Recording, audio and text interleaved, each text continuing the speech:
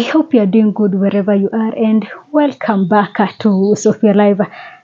Today I'm here to remind you that we don't have a country and that we have officially normalized corruption. Why am I saying this? According to a report by the Daily Nation is that 11 billion Kenyan shillings has been looted from Social Health Authority SHA. So this report says this, that the Social Health Authority lost 11 billion Kenyan shillings to fraud between October 2024 and April 2025, with private hospitals submitting the bulk of fake claims. So now these looters, these corrupt individuals, their appetite has moved from millions of shillings to now we are talking about billions of shillings. Nowadays, we no longer hear about millions of shillings has been lost. It is all about billions of shillings. In a country that half of its population are struggling. In a country whereby half of its population cannot even afford medical care. And we are talking about 11 billion Kenyan shillings. Why is Aden Duale still the Minister for Health? He should resign. He should resign. Kenyans, we are taking this joke too far. We are taking these things too far. We are allowing these people to destroy our country. We are giving them the space, the time, the everything to loot the little that we have. These people told us that we are moving from NHIF to SHA because the NHIF system was compromised and that there is nothing that could be done about it. So the best way was to move these from NHIF to SHA. And you know how much it costs to acquire this new system? It costs us over 100 billion Kenyan shillings was used to acquire this new system. But this new system tells us that close to 1 billion Kenyan shilling is lost monthly. Monthly. Oh my God. I'm so disturbed by this. I'm so disturbed by this. For a period of 6 months, 11 billion Kenyan shillings is lost. Na sahi nikienda hospitali najua kuna watu hata hakuna hizo dawa. 3 months ago or so, we have Kenyans who are doing research for ground and they found out that we have so many non-existent hospitals that received money from SHA. And majority of these clinics or hospitals were from Northeastern region. And Aden Duale came out and said that, nah, it is not true. Those are just propaganda.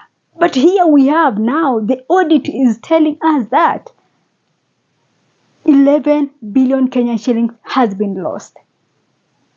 Kenyans, we cannot continue like this. We cannot continue like this. We really need to have to decide as the people of this country, what do we really want? These thugs are taking everything, stealing everything.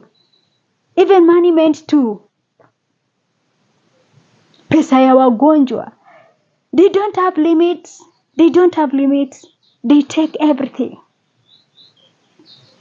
This is really tragic. This is really tragic. So I'm seeing Kenyans are reacting to this report, and I'm just going to go by the comments made by lawyer Willis Otieno, and this is what he's saying. They disbanded NHIF under the pretext of fighting theft and fake claims, selling SHA as a cure for corruption. But the truth is simpler and uglier. They didn't want to stop the eating. They wanted to change the table. SHA was never about protecting public money. It was about resetting the system so new hands could be dipped in with cleaner excuses and bigger appetites. Same theft, new logo, same greed, fresh paperwork. The regime doesn't reform institutions. It rebrands corruption. When they say efficiency, read control. When they say reform, read access. And when they say ending theft, ask who is eating now. This is true. This is true. They moved from NHF to SHA because that new hands had to come in. The table had to be changed. And this is really sad. I am telling you, Kenyans. This regime is now killing us. Is now killing us. If the money meant to help wagonjwa inaibiwa, what can't these people do? This is the question. What can't these people do? Kenya is a struggling country. Majority of its citizens are struggling.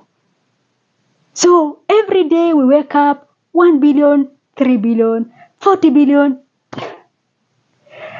We are still processing the fact that Nancy Gadungu recently told us that cannot access 20 billion Kenyan shillings meant for affordable housing.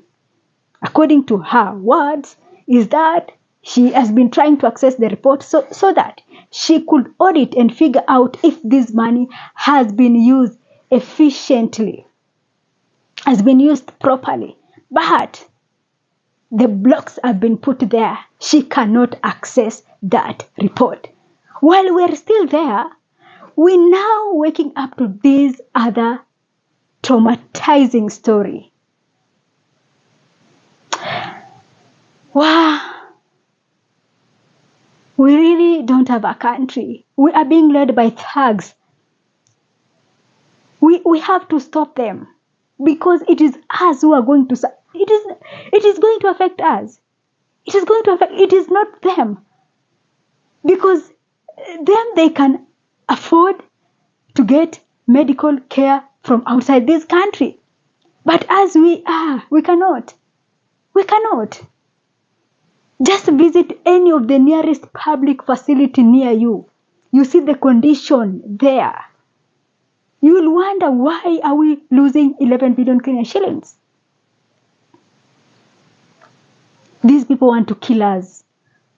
These people now wamekuja sana. No. As Kenyans, we have to stop this. We have to stop this. I remember back in the days when Uhuru told us that 3 billion Kenyan shilling is lost every day. And we just quiet. Now, these people are realizing that when you steal public money in this country, nothing gonna happen to you. The law in our country only applies to us, the small fish. Sisi wadogo. Ndo sheria zinatumikaga kwetu. But the big fishes and those who are stealing everything, the law doesn't apply on them. Kenyans. I don't even know what to say. I really don't know what to say. Allow me to end this video here, but I'm really disturbed.